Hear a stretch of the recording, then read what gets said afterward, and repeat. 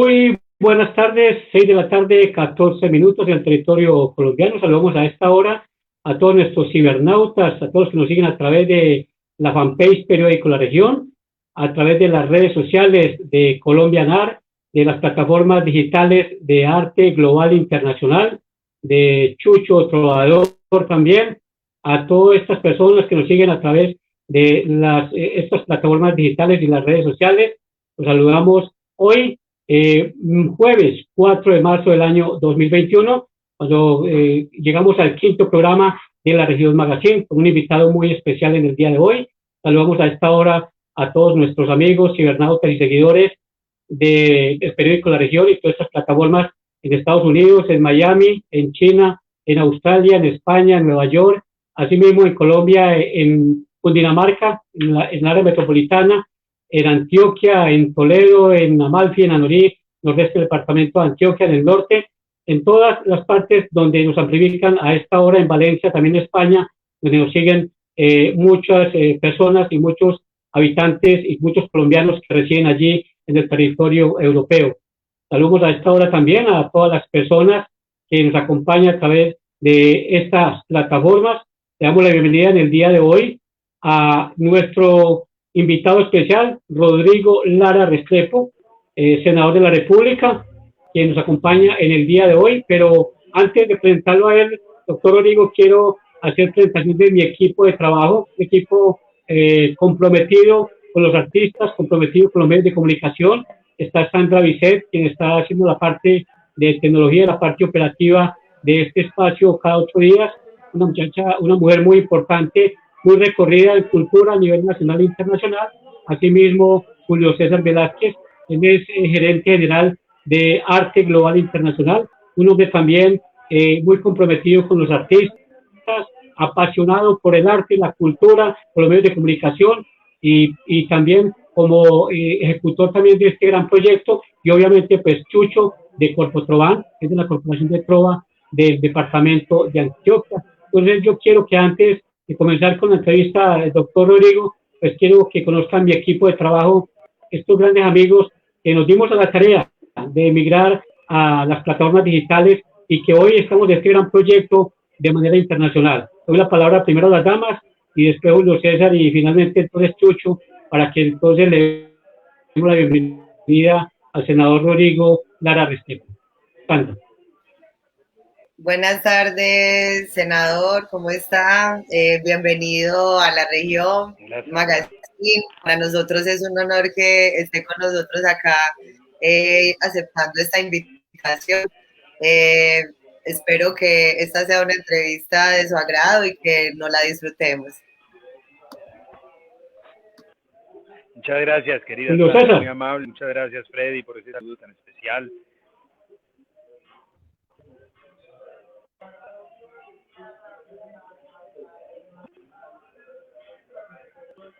Tiene el micrófono cerrado. Bueno. Quiero agradecerle al doctor Lara por el respeto, la admiración que se le tiene. Gracias por esa patria que está ahí, por luchando por estas nuevas personalidades que vienen en el país, a dirigir el curso del país, a hacer patria. Y estamos acá unidos y creemos en esa filosofía de proyecto que usted tiene y conocer más acerca de muchos aspectos. Es un gran honor, doctor Lara. Honor mío, Julio. Gracias por ese amable saludo.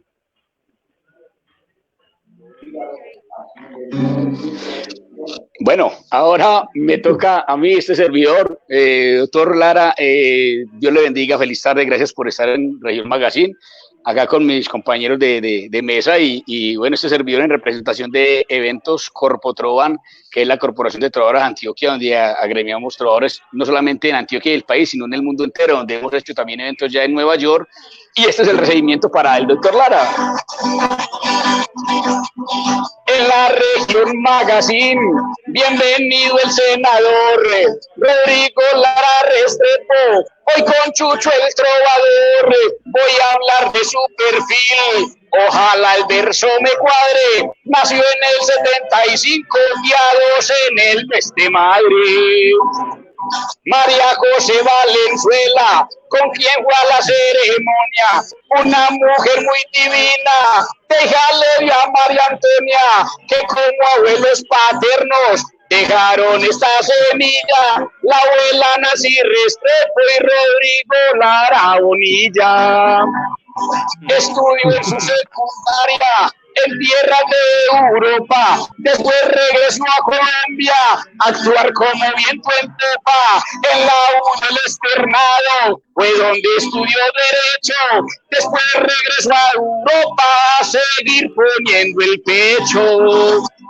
En Francia obtuvo un diploma de estudios de este país y un título de magíster. Elena lo hace feliz en la Escuela Nacional de la Administración y en Derecho de Minero una especialización. Y en el 2014 salió de representante con más de 100.000 votos. Cambio radical avante, logró sacar 5 leyes, todas de su autoría, que incluso Alice Pérez financió con alegría. Es que este es el magazine que lo quiere con orgullo, el magazine de mi Antioquia. Doctor, siéntase cual suyo, hoy con Sandra y con Julio, con Freddy y también con Chucho.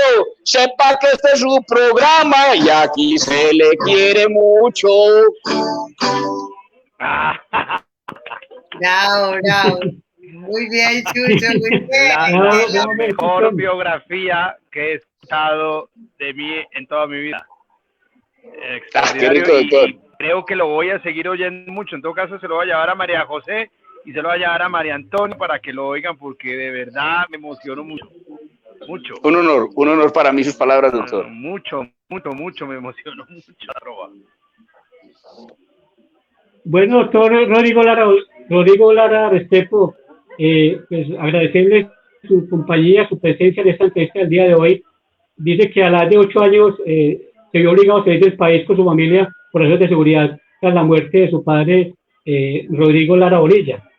¿Cómo fue esos momentos tan difíciles que usted vivió en esa edad, que es la de la infancia, que es la de donde uno comparte con los amigos, donde uno ya tiene unos amigos, unas amistades, y de un momento a otro pues dar con esta situación tan incómoda en nuestro país, con la muerte de su señor padre, que entre otras cosas era uno de los ministros más brillantes que tenía en el entonces Belisario Betancur Cuartas cuando era presidente de nuestro país? Ay, sí, Freddy. Pues yo salí del país cuando tenía en efecto 8 años. Yo era pues niño de 8 años, tenía 2 hermanos menores, mi hermano tenía 6, Jorge, y mi hermano menor Pablo tenía 3 años. Mi padre murió muy joven, mi padre tenía 37 años cuando fue asesinado y mi mamá tenía 27, éramos una familia muy joven y ella quedó viuda, prácticamente una niña, y nos fuimos para Europa a iniciar una nueva vida, a salir pues del dolor que vivíamos acá. Y bueno, llegamos a Suiza especialmente, y allí crecí muchos años, casi 7 años y medio de mi vida. Tengo una gratitud grande a ese país, además que es un país con unos valores muy interesantes, una ética de trabajo, de la responsabilidad muy fuerte. Y allí vivimos con mi mamá y con mis abuelos Mateos, mi abuela Isabel, mi abuelo Chepe, que es de Sur Antioquia. Y pues ya falleció mi abuelo Chepe, viví 3 años y medio con él y con mi abuela, mis abuelos maternos, y sí, así fue, digamos, el momento inicial de la muerte de mi padre. Fue un destierro muy difícil, muy duro. Mi padre fue asesinado unas semanas antes de que nos fuéramos del país. Nosotros íbamos a salir, incluso Sandra, a la República Checa. Íbamos a llegar allá a estar un tiempo detrás de la cortina de hierro, dadas las terribles amenazas y las presiones que recibía. Se estimó que tal vez podía ser el lugar más seguro para un tiempo, pues porque él quería regresar a seguir haciendo política. Pero así fue nuestra salida, y viví en Suiza mucho tiempo. Estuve luego en el Reino Unido 2 años, volví, terminé el colegio ya en Francia y tomé la decisión de volver a Colombia por ese arraigo, por ese esa necesidad tan profunda que tenía de redescubrir a mi país, porque pues fueron muchos años por fuera, vine 2 veces nomás de vacaciones y volví a los 18 años y medio y me matriculé en la universidad y estudié Derecho.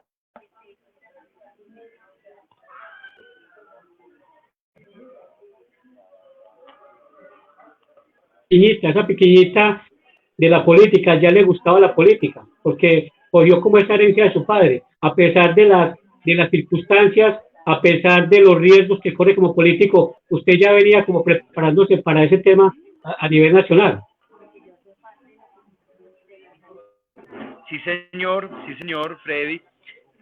La verdad es que desde muy pequeño me interesé muy temprano por la política. Yo sentía fascinación por lo que hacía mi papá y trataba de acompañar todo lo que pudiera. Me encantaba acompañarlo a las manifestaciones, a los actos públicos. Me ponía la camiseta roja del liberalismo, el nuevo liberalismo, y vivía con mucho fervor esa vida. Y mi padre decía socarronamente que tenía 3 hijos, que el mayor iba a ser político, que el segundo iba a ser pirata y que el tercero iba a ser cura. Y pues, de cierta forma acertó, el mayor resultó político, mi hermano el segundo es un espíritu libre, y el tercero es muy aplicado, muy juicioso, muy dedicado, sus actividades privadas, es decir, como que nos perfiló muy bien desde temprano. Y la verdad es que cuando él murió, pues yo creo que eso reafirmó las convicciones que yo había desarrollado desde muy pequeño. Y siempre orienté de cierta forma mis estudios y mis intereses académicos hacia lo que significa servir al país, servir al pueblo colombiano, conocer de la historia de las naciones, de la historia del mundo y sobre todo tratar de conocer en lo más profundo los asuntos del Estado, los asuntos necesarios, creo yo, para poder representar correctamente a un país. Esa ha sido siempre mi preocupación y mis estudios de posgrado todos estuvieron orientados en ese sentido. Entonces yo sí puedo decir que esto es una convicción muy profunda. Yo creo que si uno no tiene esa convicción muy profunda, pues no vale la pena dedicarle tanto tiempo y tanta energía a una actividad que es muy difícil, a veces muy ingrata, humanamente exigente y muy difícil, digamos, en términos de familia, porque esto es bien esclavitud. Doctor Rodrigo, ya usted de pronto conocía entonces toda la filosofía, todo el tema, la parte temática del nuevo liberalismo, a pesar de usted muy pequeño, de tener 8 años, usted como andaba con su padre, entonces conocía de alguna manera todo lo que las ideas de Luis Carlos Galán. Sí, señor, el nuevo liberalismo, sí, es un movimiento político que fundaron en 1978 4 personas, Pardo Parra, Luciano Sinelli, Galán y mi padre. Y básicamente fue una reivindicación de los valores, de los principios históricos del liberalismo de Rafael Uribe, de López Parejo, es decir, ese intento democrático o ese intento de lograr grandes realizaciones y reformas democráticas y sociales en el marco de la democracia, de la separación de poderes. Porque esa es la esencia de un movimiento liberal, es un movimiento reformista, que cree que el ser humano, la sociedad es perfeccionable, que no estamos condenados a la fatalidad de la desigualdad, de la injusticia económica, como a veces piensan los sectores más conservadores. Creemos que la acción y la capacidad del hombre para mejorar su suerte y su condición material de vida en sociedad. Y para eso creemos que esas reformas han de darse en el seno siempre de la separación de poderes, de la democracia liberal, de la economía de mercado. Lo cual nos hace, por supuesto, distintos del reformismo de la izquierda más radical, que pues son reformistas, pero al final siempre terminan de alguna manera menoscabando los principios de una democracia liberal, separación de poderes y sobre todo las libertades que son garantizados por la rama judicial.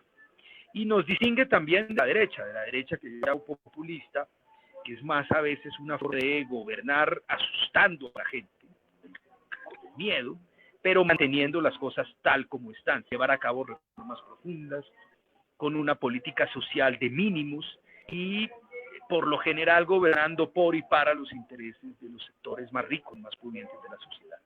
Entonces, yo creo fervientemente en esta ideología liberal, socialdemócrata, reformista, porque además, si no hacemos reformas profundas que hoy exige el país, pues se pierde la democracia, así se fracturan y así se mueren las democracias, por mantener un statu quo de justicia, de desigualdad, de llevar a la gente a una situación en donde ya pierde la fe, pierde la ilusión y termina tirándose al vacío, votando por las opciones más radicales. Es decir, que lo que es el movimiento ahorita Juntos o Libre Socialdemócrata viene a ser como el 90% o el 100% de las ideas del caudillo liberal Luis Carlos Galán Sarmiento. Hombre, son ideas liberales, reformistas, obviamente las representó Galán, las representó el nuevo liberalismo, y son ideas que siempre han existido en el ideario liberal. Lo que pasa es que cuando los partidos gobiernan durante mucho tiempo, pierden su esencia, se vuelven muy mecánicos, muy terrenales, se les olvida la esencia, y pierden el norte, y se vuelven una especie de cementerio, huesos secos, políticos que son un fin en sí mismo. Y por esto yo quiero revivir esas ideas, porque creamos esta fundación. El año pasado creamos un grupo parlamentario alrededor de estas ideas. Ahora creamos esta fundación para alimentar la doctrina y la filosofía de esta idea, porque en una democracia tiene que haber fe en las ideas. Cuando el sistema material se rompe, el sistema económico, el progreso económico se rompe, como se rompió en esta crisis, ya se venía rompiendo en 2014 por el problema del fin del ciclo de materias primas que nos permitió prosperar 15 años, pero este sistema económico se rompe, la gente pierde fe e ilusión en el sistema económico. Es fundamental que la gente sienta fe en el sistema democrático como un factor de reforma y de progreso. Y si pierde la fe en el sistema democrático, pierde la esperanza, y cuando no hay esperanza es cuando los extremos ilógicos y los proyectos más peligrosos terminan triunfando en una democracia. ¿Cómo hace usted para trabajar como trabajó en la parte de transparencia y lucha con la corrupción en Colombia? Y es profesor actualmente de Estudios Superiores de Administración CESA en la ciudad de Bogotá, en un país donde digamos la gente habla mucho de corrupción, donde digamos yo siempre lo he dicho que la peor pandemia que tiene Colombia no es el COVID-19 sino la corrupción. ¿Cómo hacer para cambiar ese chip y para que los colombianos hoy en día no estén hablando a toda hora de los congresistas diciendo que todos son corruptos, todos son ladrones, no creemos en nadie? ¿Cómo hacer uno con ese nuevo movimiento y cómo hacer para crear nuevas ideas en los jóvenes, en los niños, el doctor Rodríguez? Devolver la fe a los colombianos en la capacidad del sistema democrático para reformarse implica, por supuesto, poner el Estado al servicio de la gente, porque el Estado es capturado por unos sectores, por unos rentistas del Estado, lo ponen a su servicio. Y la gente dice la democracia no es lo que dice ser y pierde la fe en el sistema. La corrupción básicamente es la extracción de rentas privadas del Estado. Y eso se da porque, primero, permitimos que la competencia política termine apoderándose del Estado y expeditando el Estado a los resultados de esa competencia política. Si nosotros logramos, por ejemplo, instaurar de una vez por todas, porque no lo hemos hecho a lo largo de nuestra historia, un sistema de carrera administrativa que le permita a la gente, independientemente de su creación política, llegar al Estado y servirle por méritos, por capacidad, no solamente para los cargos de mediana e inferior jerarquía, sino para los cargos de más alto nivel en la administración pública, nosotros logramos sustraer el Estado de la competencia política y de los intereses políticos. Y de esa manera se reduce muy considerablemente la corrupción. Porque son personas que llegan a servir al Estado y el interés superior del Estado, y no a sus intereses políticos. Entonces, y son personas que además sienten que cuando entran a un cargo, después de 20 años van a ascender, tienen un aliciente, una ilusión de que si les sirven bien al Estado, van a llegar y van a seguir progresando en su carrera, van a mejorar sus ingresos. Ese es el sistema de carrera administrativa. Subir las penas, hacer populismo punitivo, que el derecho penal nunca termina resolviendo de fondo esos problemas y es más bien una forma de venderle una solución ilusoria a la gente. La solución está en eso, en sustraer el Estado de la política y dárselo a quien por mérito y capacidad puede llegar a servir el interés superior de la patria. Senador, ¿usted cree que las IAS, la Procuraduría, la Contraloría y la Fiscalía realmente están haciendo un papel eficiente en el tema de la corrupción en el país? ¿O creería yo, de alguna manera, que son entes que no le prestan ningún servicio al país? Podría prestar un servicio mucho más grande al país, Freddy. Mire, yo creo que es mucho lo que gastamos en IAS y la verdad los resultados son más bien pobres para todo lo que estamos invirtiendo. Es que Freddy, entre Contraloría y Procuraduría estamos gastando 1,5 billones de pesos, sin sumar el presupuesto de la Fiscalía, que es mucho mayor, debe ser de 2 billones de pesos. 3,5 billones, 4 billones de pesos, pues es lo que costó el pequeño subsidio a la nómina que dio este gobierno en esta pandemia, y eso se está gastando en unos entes de los que esperaríamos mucho más resultados. Y eso pasa en particular por la necesidad también de llevar allí una profesionalización absoluta de estos entes y convertirlos en órganos de carrera administrativa sin ninguna injerencia en los políticos. Bueno, yo quiero dar la palabra a mi compañera Sandra, que ella también tiene algunas preguntas, senador Rodrigo. Sandra, la dejo con el senador. Buena tarde otra vez, senador. Pues ahora no voy a seguirle un poco la línea de lo que estábamos hablando, porque lo mío sí es un poco más, mi línea es un poco más aparte de esta conversación de la parte política. Pero yo quiero que usted de pronto nos cuente desde la parte de allá, cuando ya está posicionado como senador, ¿usted cómo ha sido ese apoyo que usted le ha realizado a los artistas y a la cultura? Eso es como en este momento lo que el sector que yo estoy representando acá en esta entrevista con usted, porque nos gustaría pues saber también el 31 de diciembre se acaba de firmar una ley por el presidente Duque, donde pone pues todos los recursos de la cultura a través de una organización, se llama, ¿cómo se llama, Freddy? Con cultura, con cultura. Sí, perdón, ya iba a decir Fontur, es que la de Fontur es de Medellín. Con cultura es otra cosa. ¿Usted qué piensa de eso, doctor? Hombre, Sandra, en un país como el nuestro, con semejante diversidad musical, con esta variedad regional de géneros de expresión artística, con esa facilidad que tienen los colombianos, el arte es como una especie de nervio ciático que nos une. La expresión cultural es un factor de identidad nacional con pocos otros. Nosotros nos unimos alrededor de nuestras expresiones culturales, de nuestra música, de la trova, de la salsa. Todo eso nos hace vibrar como nación. Y como eso es un elemento o un pilar fundamental nuestro como nación, pues debe ser una prioridad, que es alimentar lo que nos une. Y nosotros necesitamos estar permanentemente mucho más unidos, con un propósito común como nación. Yo soy de los que cree que la forma tal vez más directa de ayudar a los promotores culturales, a los artistas, es a través de algo que yo he promovido con mucho énfasis en el Congreso de la República, que es la creación de una renta básica. Una renta básica es un ingreso universal que pues por las circunstancias fiscales del país todavía no puede ser universal, no puede ser a todos los sectores, pero sí debe empezar a llegar a ciertos sectores de la sociedad colombiana que más lo necesitan. Uno de ellos es el sector artístico, que ha sufrido muchísimo en esta pandemia, en esta crisis, pues por la transformación de sus formas de comercializar los productos. Se cerraron los restaurantes, se han cerrado los bares, se ha cerrado el espacio público, se han cerrado y se han acabado los conciertos.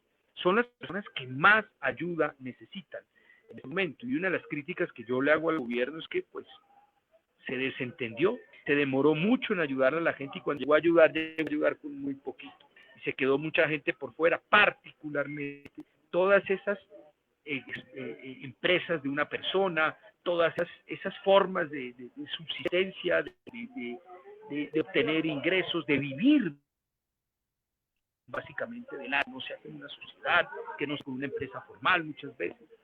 Y no se le llegó con ayuda, no se llegó con ayuda a estos centros. Entonces yo creo que es el momento para reflexionar y ejercer renta básica y ayudarle particularmente a los sectores que más han sufrido esta crisis. Hay que llegar con renta básica, por ejemplo, también, ya es un asunto distinto, pero a los campesinos dedicados al cultivo de coca, por ejemplo. Son muchas veces personas que no tienen alternativa distinta porque están por fuera de la frontera económica, y ayudarles a sustraerlos de esas economías ilícitas.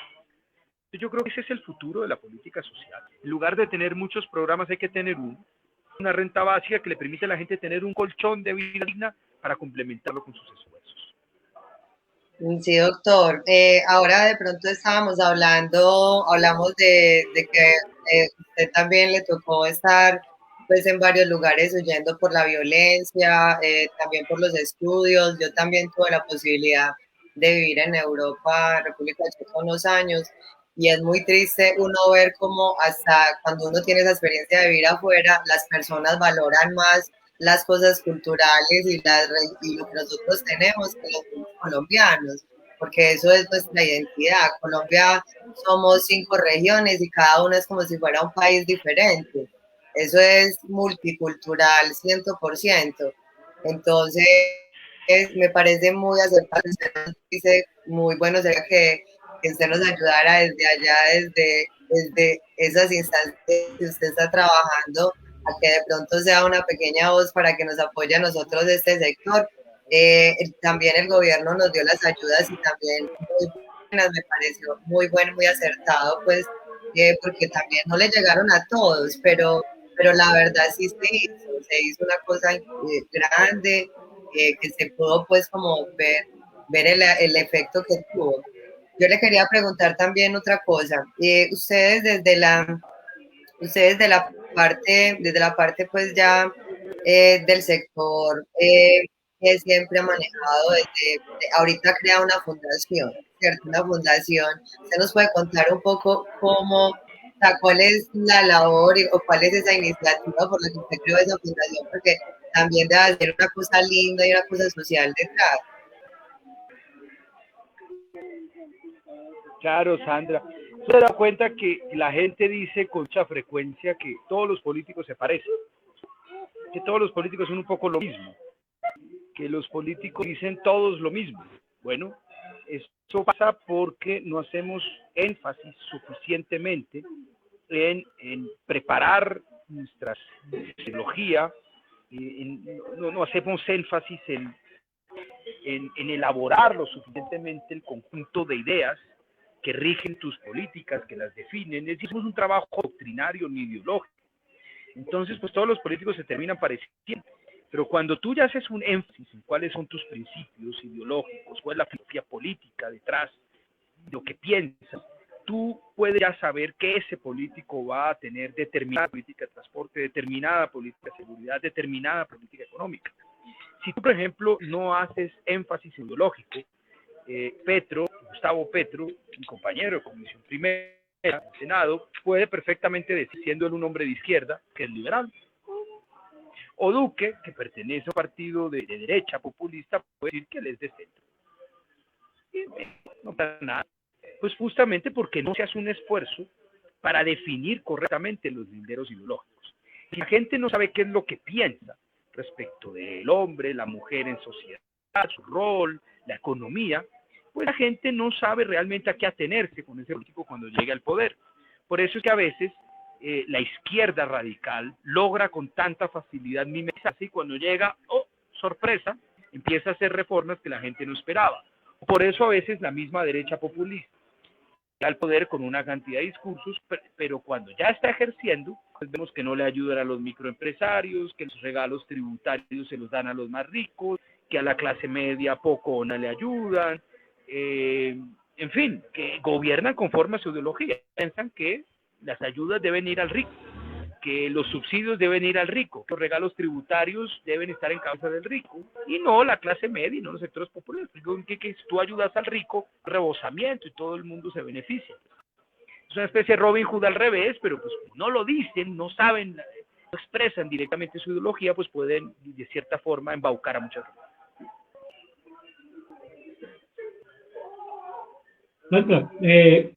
Doctor Rodrigo, yo también pues, quiero dar la palabra a mi compañero Julio César Velázquez de Arte Global, es de la industria cultural y creativa, de innovaciones también tecnológicas, protección y gestión de derechos patrimoniales de los artistas.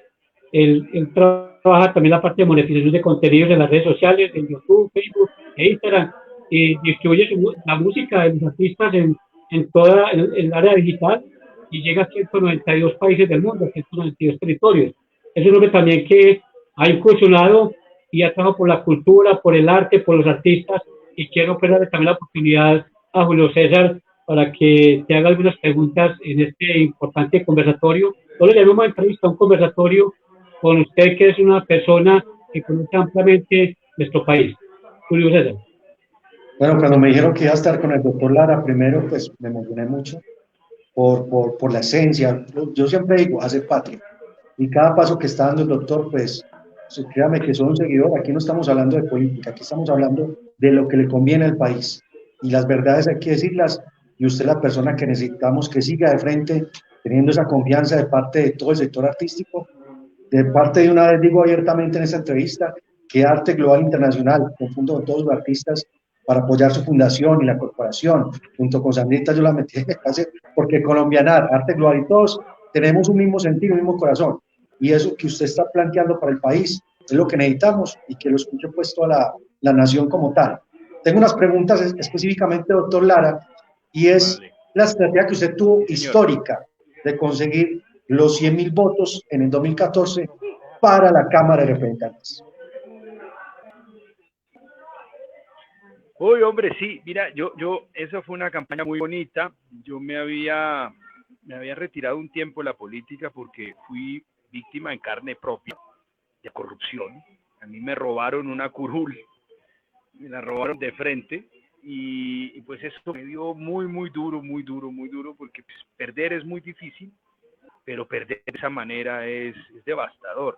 Porque, pues, a uno le arrebatan el fruto de muchos años de esfuerzos, sueños, ilusiones. Y la verdad eso me golpeó porque pues, es lo que sienten millones de colombianos todos los días cuando la corrupción les arrebata sus sueños, su seguridad material, las ayudas. Y bueno, me fui a trabajar al sector privado un tiempo, manejé un gremio, fue una experiencia muy interesante. Bueno, el primer año fue muy duro porque enfrenté muchas dificultades económicas, me quebré en esa campaña, tenía unas deudas gigantescas. Y bueno, pero pues con mucho esfuerzo y trabajo logré irlas pagando poco a poco, trabajé mucho, me dediqué a muchas cosas. Y un año y medio después de estar en ese rebusque, me fui a trabajar como presidente de un gremio y bueno, allí terminé después de 2 años de pagar esas deudas, esos embargos, levantar esos embargos, todas las dificultades que uno puede enfrentar una situación de esas. Y estaba muy tranquilo, muy cómodo en mi gremio y pues me ofrecieron volver a meterme en la política, pasar de Senado a Cámara, porque me tocaba arrancar otra vez, un peldaño más abajo, y bueno, no tengo problema alguno, lo importante es representar. Esto no puede ser un ejercicio de vanidades, me bajé, me fui a mi cama y me fue muy bien en esa campaña. Y fueron 4 años muy interesantes, pude sacar leyes de verdad muy gratificantes, como la ley de donación de órganos, que es una ley muy bonita, Julio, es la que a mí más me llena el corazón y más recompensa moral me da, porque es una ley que, imagínate, todos los días salva una vida. Es decir, una ley que modificó el sistema de donación de órganos. Hoy ya no hay carestía de órganos como había en el pasado. Y eso equivale, sí, a veces cuando esto sube un poco y baja, pero generalmente es casi una vida y media al día en promedio. Es decir, es una persona que se salva. Yo, por ejemplo, cuando estaba en Cámara le dije a mi señora, tenía mi niño chiquito, yo no voy a aspirar más al Senado. Yo mejor me voy a dedicar a, no sé, a mis asuntos privados, eso me da más tiempo en la familia, porque uno siempre tiene el recuerdo, ¿no?, de lo que vimos nosotros cuando éramos niños, cuando murió mi padre. Todo ese sacrificio por el bien del país, pero pues dejó a sus hijos sin padre. Entonces yo a veces tengo el recuerdo, mejor me dedico a mi familia, a mis hijos. y no iba a aspirar, y le dije a mi señora, le dije, mire, ¿sabe qué? Yo me puedo retirar, pero me voy con el sentimiento de haber cumplido, porque con solo esa ley, yo sé que todos los días salva una vida, es una familia que salva a un ser querido, es una persona, además los que están en lista de espera que recuperan la ilusión de que van a conseguir un órgano, fue algo muy bonito. Fui también presidente de la Cámara de Representantes, me correspondió todo el proceso de mención de los acuerdos de paz. Creo haber hecho unas modificaciones importantes en esos acuerdos, por ejemplo, lo que tiene que ver con la definición de responsabilidad de mando de los militares, la introducción del derecho operacional, que eso fue muy importante para darle tranquilidad a los militares, que no se iban a maltratar en esa norma, en ese proceso, quedaron muy tranquilos. Ese fue un aporte importante. En los asuntos no estuvimos de acuerdo con el gobierno, por ejemplo, había una ley que permitía crear partidos regionales, subregionales, que eso podía estar en manos del narcotráfico y de la delincuencia, que suprimimos. Bueno, fue un proceso muy interesante el de Cámara y sacamos leyes sociales que le ayudan a los deudores del ICETEX. Un proceso muy bonito. Julio. Bueno, ya no sé si hacemos la segunda pregunta o... No, siga, claro, continúe, Julio. Continúe con el senador. Es que de hecho está tocando un tema que era la segunda pregunta, hablando sobre la complementación de los proyectos de paz. Que casualmente pues fue, usted le tocó liderar esos procesos desde la presidencia pues, de la Cámara de Representantes. Igual como profundizar un poco más en ese tema, que sería interesante comentarle al país eso. Bueno, eso fue un proceso duro porque el gobierno que yo fui un presidente muy, muy independiente. Y pues yo estoy de acuerdo con la firma del proceso de paz, pero creía que había que hacerle unos cambios. Pues obviamente, pues las FARC no querían ningún cambio y al gobierno le preocupaba la idea de unos cambios. Y hubo dos cosas que creo que fueron muy importantes, decía la definición de la situación de los militares, que hoy hace que la mayoría de los militares se sienta muy satisfecho con lo que salió respecto a su situación jurídica. En lo que tiene que ver sobre todo con responsabilidad de mando, que es una forma de garantizar, digamos, un mecanismo justo y equilibrado de atribución de responsabilidad superior cuando un subordinado comete un delito. Eso estaba muy abierto y yo lo arreglé. Y la introducción de normas militares en el procedimiento de la JEP para que las tengan en cuenta cuando los van a investigar a ellos. Eso me parece también muy importante y ellos quedaron muy contentos. Y el otro punto que sí fue un pulso con el gobierno de Juan Manuel Santos y se lo gané, fue muy duro porque enfrentar a gobierno es muy difícil. El presidente de la Cámara es una persona sola, realmente está ahí sentado. Y yo le dije al gobierno, esa ley, esa reforma política que van a introducir me parece que es muy nociva, me parece que no tiene nada que ver con el proceso ni con el acuerdo. Y lo que yo veo es que si ustedes empiezan a permitir la creación de partidos subregionales, por ejemplo en el Pacífico nariñense se podrían crear partidos políticos de macro. Eso va a quedar en manos de los poderes fácticos que controlen esa. O podría ser un partido, por ejemplo, un subpartido en el Urabá. Eso podría ser controlado lamentablemente por el Clan del Golfo, por ejemplo. Y yo no puedo permitir, voy a hacer todo lo necesario para que una ley de esas se puede fragmentar, debilitar, entregarle espacios de representación democrática importante a las mafias, a los bandidos, a los delincuentes, a los gerentes, a todas esas expresiones, se haga en nombre del proceso de paz. Y eso fue un pulso muy duro, me tocó meses, y derrotamos al gobierno de Santos y yo creo que para bien del país. Julio César. Ese tema es fundamental, histórico, un proceso que es bueno que se gestó también desde como presidencia de la Cámara de Representantes y conocer esos aspectos tan trascendentales y tan decisivos para el país. Y bueno, ahora hablemos de esos proyectos de ley, de los 5 proyectos de ley de su autoría. Igual pues puede ser un tema muy extenso, igual tenemos pocos minutos, pero como en esencia ese resumen fundamental, esa historia que marcó a través de, como congresista, que dejó en la historia estos 5 proyectos mostrando su gestión, que eso es muy importante con un senador. Hay muchos senadores, sin hablar de nombre ni nada, que pasan su senado muchos años, pero lo importante en la vida es tener los logros y ser autores de leyes importantes. Así que lo felicitamos por esa labor en el Senado Y aquí aplaudimos en la gestión, así que usted se lo merece directamente y hablemos de esos 5 proyectos, doctor Lara. Bueno,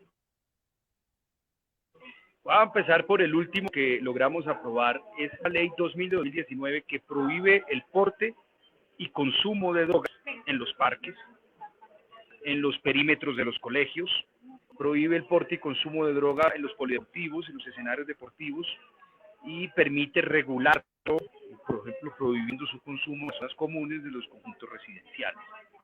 Esta es una ley con un gran espíritu liberal, pero también de orden, porque por un lado hay sectores que quieren prohibir completamente el consumo de droga. Yo les dije, eso es imposible, hombre, ¿para qué vamos a hacer leyes que no se van a poder aplicar? Eso no desaparece con una ley, eso desaparece dándole oportunidades a los jóvenes. Pero, entonces, más bien, regulemos esto de cierta manera, y es que la vamos a sacar completamente de los parques, porque los parques son el único lugar de esparcimiento para millones. Y llega la familia con sus niñitos y se encuentran una cantidad de jóvenes fumando droga, y de jíbaros disfrazados de consumidores con porte de dosis mínima. Entonces dijimos, no, eso sí puede ser, y con esta ley prohibimos el porte y el consumo, es decir, sin criminalizar, es decir, sin volver es un delito, porque la adicción no es un delito, es un problema de salud. Autoriza a la policía a confiscar, a quitarle la droga a la persona, así sea la dosis mínima, si se la encuentra en un parque. Lo que hace que el jíbaro, que además se disimula siempre vendiendo la dosis mínima y detrás del matorral tiene el resto, se la pueda quitar la policía. Y al mismo tiempo en los perímetros inmediatos de los colegios. También llega ya el jíbaro y dice, no, es que tengo la dosis mínima. No, señor, es que usted aquí ni siquiera puede tener dosis mínima. Se la destruye. Y no hay, por supuesto, criminalización. No es que se lleve a ese muchacho a la cárcel, muchacho consumidor. Simplemente no puede entrar a consumir parque. Esa es una ley muy bonita, una ley que ha tenido muy buena acogida, porque pues no criminaliza al consumidor, que generalmente son muchachos pobres sin oportunidades, que buscan la salida del paraíso artificial, porque pues la vida del día a día es muy dura. Muchachos desempleados que no tienen 2.000 pesos a invitar a alguien a tomarse una gaseosa, dicen, ¿qué sentido tiene mi vida? Y caen en la droga, lamentablemente. Pues ahora lo que hacemos es, muchacho, tú aquí no puedes entrar, este parque es para la familia, y así las familias han recuperado muchos parques en todo el país. Otra ley muy bonita que sacamos es la de los deudores del ICETEX. Son 2 leyes. Una que eliminó un negocio muy perverso que existía, que era el cobro prejurídico de las deudas del ICETEX. Los muchachos deudores, cuando salen de la universidad, pues este es un país, una economía que no genera empleo, no consiguen empleo. No obstante, tienen que pagar y pagar y pagar las deudas. Se cuelgan y, como si fuera una tarjeta de crédito, el ICETEX contrataba unos chepitos que llamaban a recordarle el pago. Por el solo hecho de llamar, a los muchachos les cobraban plata, como si una deuda social fuera una deuda de tarjeta de crédito. Horrible, eso era un negocio corrupto y eso lo eliminamos con una ley. Y la segunda ley que sacamos es muy importante, pero lamentablemente el gobierno no la ha querido implementar. Por eso digo que es una derecha populista, porque promete muchas cosas populares, pero no las cumple. Uno de esos fue básicamente la ley que establece las cuotas, las deudas del ICETEX, y la cuota que tú pagas sea proporcional a lo que ganas. Porque es que no puede ser que el Estado te preste plata para estudiar cuando debería darte educación gratuita, y además te capitalice intereses, y además cuando sales pagas una cuota que se te come la mitad del salario. Se gana 1,5 en promedio, 2 salarios mínimos, 1.800.000, y termina pagando cuotas de 600.000 a 700.000 pesos mensuales. Les cuenta la seguridad social, es un muchacho graduado ganando un salario mínimo. Algo muy frustrante, muy injusto, siendo un profesional. Entonces, establecimos ese sistema, se llama cuota contingente al ingreso. Incluso el muchacho que pierde el empleo, suspende el pago. Pero obviamente esta es una ley muy bonita, pero necesita que el gobierno le meta plata, y no le ha querido meter un peso, lamentablemente. Mucho ayudaría en este momento, mucho ayudaría a tantos deudores del ICETEX que están desempleados. Ahí te di 3, no te cuento más porque no me demoro mucho y me da pena coger mucho tiempo para. No, hablemos doctor Rodrigo, hablemos de este tema del apoyo, programa del apoyo al empleo formal, el PAE, el PAE. Ay, Freddy, eso sí que me ha significado agrias controversias con el gobierno nacional, porque fueron de verdad muy, muy, muy injustos, Freddy, con tantas microempresas y micronegocios en Colombia, allá en el gobierno. Mira, allá el problema del gobierno, y por eso hago tanto énfasis en la ideología. El tipo más importante del gobierno se llama Alberto Carrasquilla.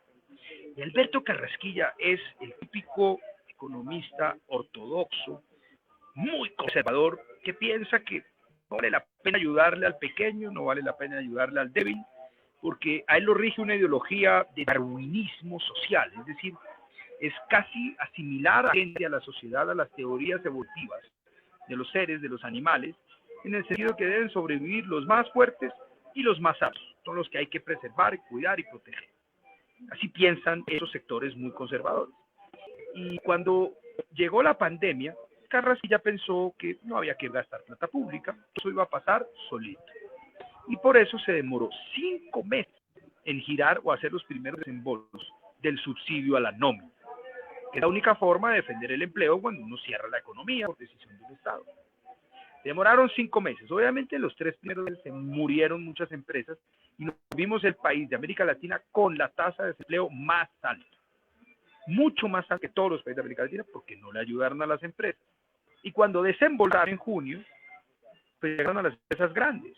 Colombia tiene 1.562.000 empresas. Y de 1.562.000 en diciembre de 2019, y solo llegaron a 130.000. Y adivina cuáles son las 130.000, las más grandes, las que pudieron sobrevivir esos meses porque tienen acceso a los créditos de los bancos, las empresas grandes, las que generan el empleo de los sectores pues, más importantes, pero también de las clases medias altas. Y las empresas de la economía popular y de la clase media, que es la microempresa, pues obvio no pudo sobrevivir y no recibió un peso, porque Carrasquilla consideró que había que excluir a todas las empresas que estuvieran en mora, pago de parafiscales. ¿Qué empresa no iba a estar en mora en una pandemia? Pequeña, por supuesto, las grandes no estaban en mora. Y excluyó a las empresas con menos de 3 empleados formales. Es cuestión de salir a caminar por el centro de Medellín, por el centro de Envigado, ir a los comercios, preguntar, ¿usted recibió subsidio de la nómina? No sé qué es eso. ¿Usted recibió subsidio de nómina? No sé qué es eso. Yo estoy recorriendo, después de ir a Medellín, zonas comerciales de Bogotá, buscando firmas para una carta que le queremos mandar al presidente Duque, diciendo, presidente, extienda el subsidio de la nómina 6 meses más, ayude también a las grandes, pero esta vez extendámoslo a las pequeñas, hombre. Ahí ya salieron las cifras del DANE, 1.200.000 empleos perdidos en los solamente micronegocios de Colombia. ¿Por qué defender el empleo de los más ricos y no ayudar el empleo de la clase media y los sectores populares? Julio César, una pregunta, senador Julio César.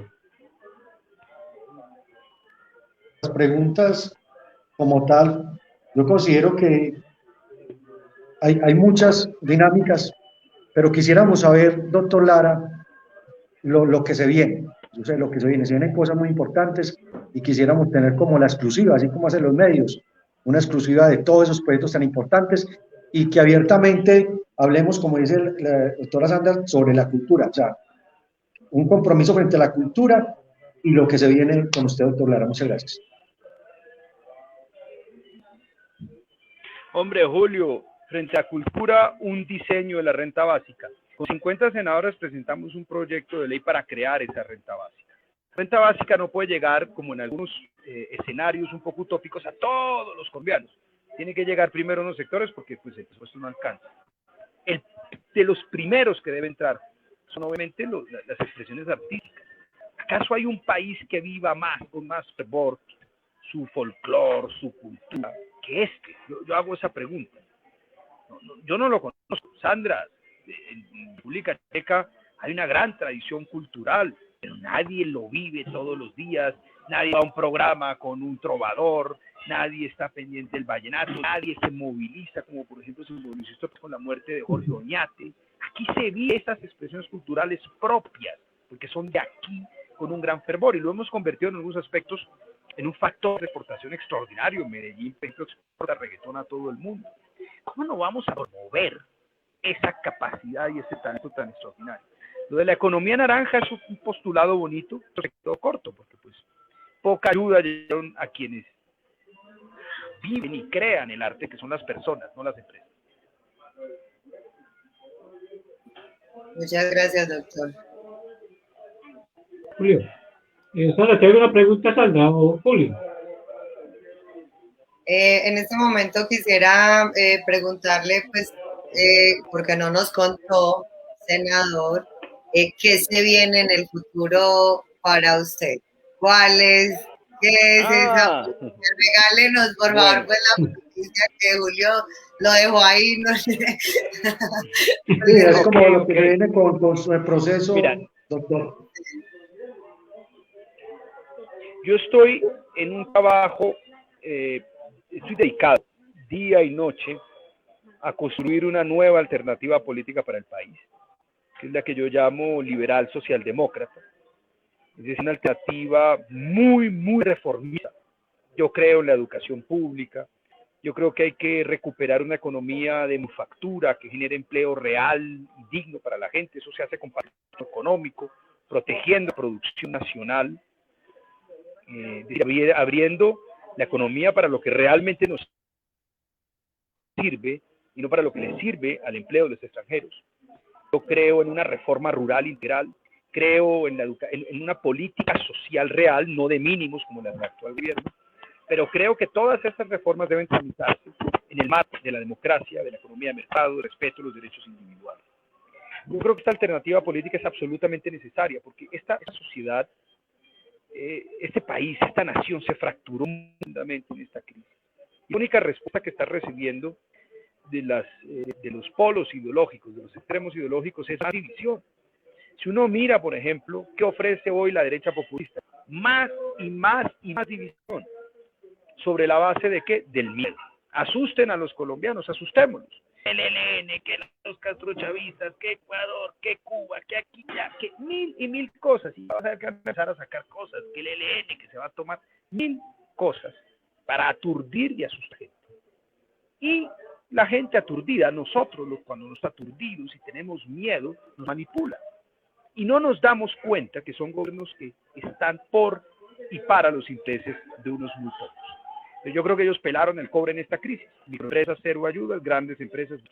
Reforma tributaria con regalos tributarios para los más ricos, los bancos, clase media y sectores populares, iba a la canasta familiar.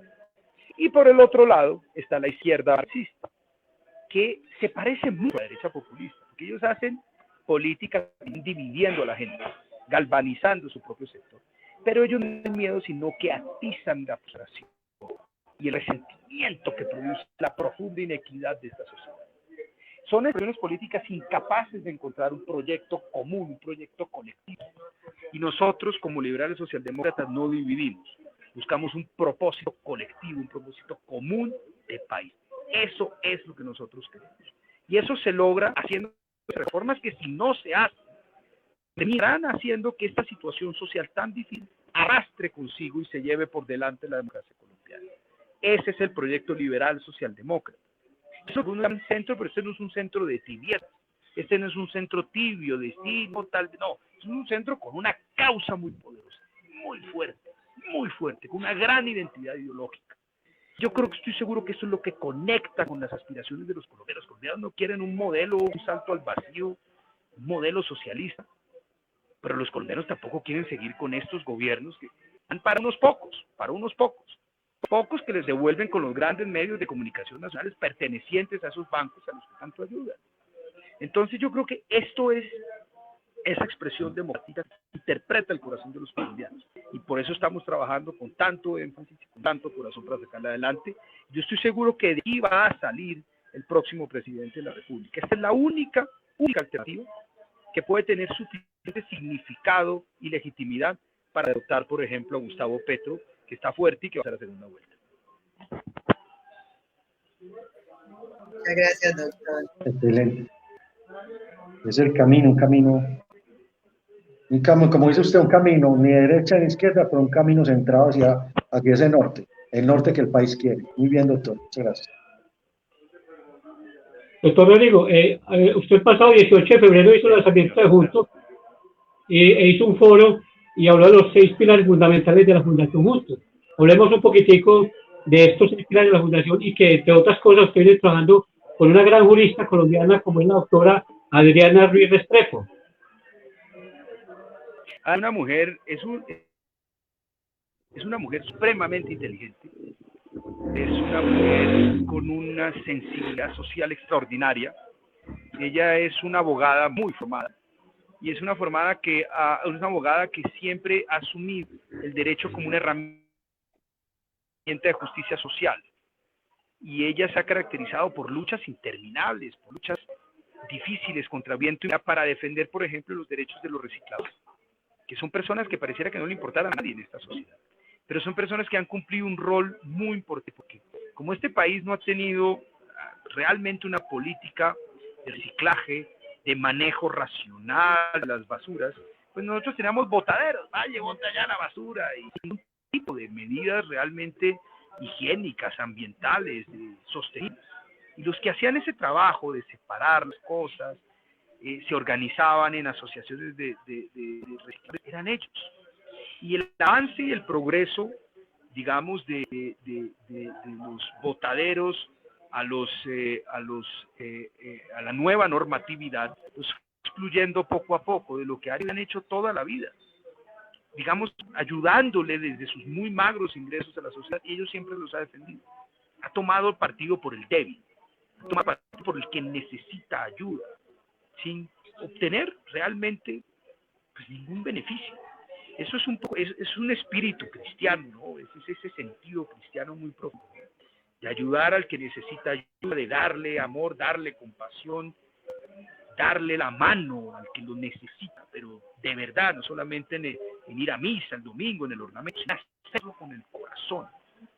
Dice bien la Biblia que uno se puede encontrar a Jesús o a Dios en el pobre que pide ayuda. Y bueno, ese es su espíritu, y es una mujer supremamente inteligente que va a ayudar a construir esto con mucha seriedad, porque yo creo que es una fundación muy seria y que permita crear todas estas ideas y todos estos programas. Doctor Rodrigo, muchas gracias por acompañarnos el día de hoy en la Región Magazine, con esta gran alianza de Colombia NAR, de la Cubeta Empresarial, de Arte Global Internacional con Julio César Velázquez, con Chucho, por Cotrobán también. Un placer para nosotros tenerlo en este espacio, y agradecerle, y les deseamos los mejores éxitos en su nuevo proyecto político para el próximo año de cara a las elecciones presidenciales y para el Senado de la República, doctor Rodrigo. Gracias, Freddy, un honor estar como siempre con usted. Muchas gracias por esta invitación, a Sandra, a Julio y a Chucho, pues pasé un rato muy agradable con ustedes, y muchas gracias por su tiempo y por invitarme. Gracias, bueno, senador. En persona, de pronto por allá en Bogotá, que nos podamos... Ahí lo visitamos. No, corazoncito acá. Bienvenidos. Nos va a tocar ir a... o venga por acá. Muy querido. Por acá, usted sabe que usted ha venido mucho aquí a Antioquia, que igual usted es como también de la tierrita, entonces muchas gracias. Los saludo. Muchas gracias, doctor Rodrigo. Vamos a escuchar a Chucho ahí con la trova para el cierre de nuestro magazine.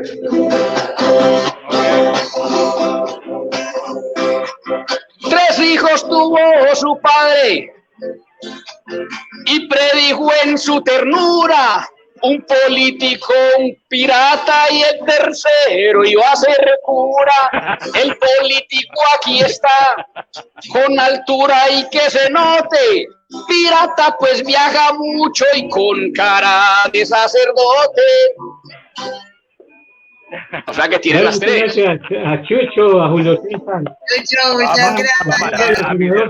Muchas gracias. Muy amable, esperamos el próximo jueves a las 6 de la tarde con la región Magazine. Muchas gracias. Un abrazo. Chucho, voy a oír uno.